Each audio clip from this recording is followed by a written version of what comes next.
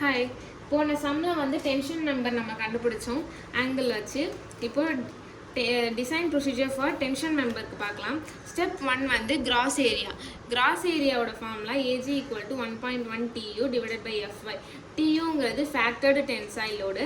கொஸ்டின்லேயே factored load அப்படின்னு சொல்லி கொடுத்துருப்பாங்க. நம்ம அதை டைரெக்டாக சப்ஸ்டியூட் பண்ணிக்கணும். FY வந்து 250.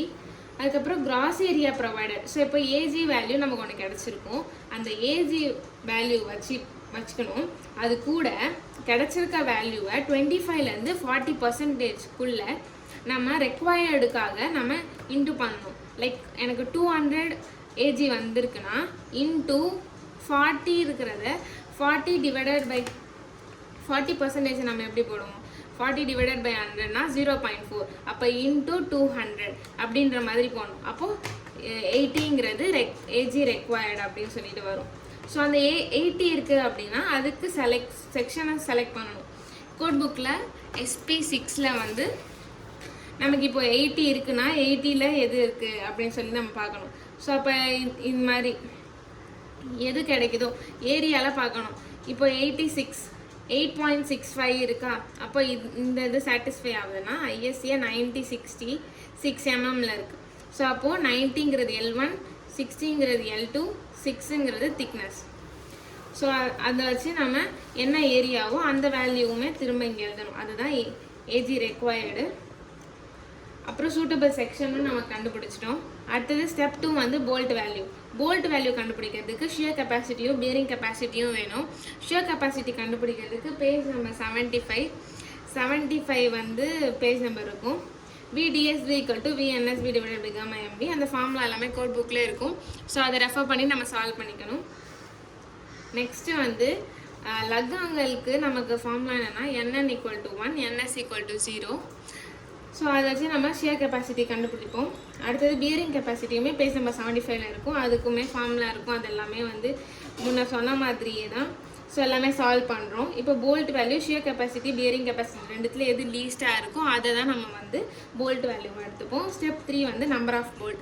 நம்பர் ஆஃப் போல்ட் எப்படி கண்டுபிடிப்போம் அப்படின்னா number of bolt = TU divided by bolt value. TUங்கிறது கொஸ்டினில் இப்போ லைக் 250 கொடுக்குறாங்க அப்படின்னா 250 டிவைடட் பை இப்போ லாஸ்ட்டாக போல்ட் வேல்யூ கிடச்சிருக்குல்ல, இப்போ 40.23 அந்த மாதிரி அதை டிவைட் பண்ணி நம்பர் ஆஃப் போல்ட் இப்போ 4, 6 அந்த மாதிரி எத்தனை நம்பர் ஆஃப் போல்ட் இருக்குது அப்படின்றது நமக்கு தெரிஞ்சிடும்.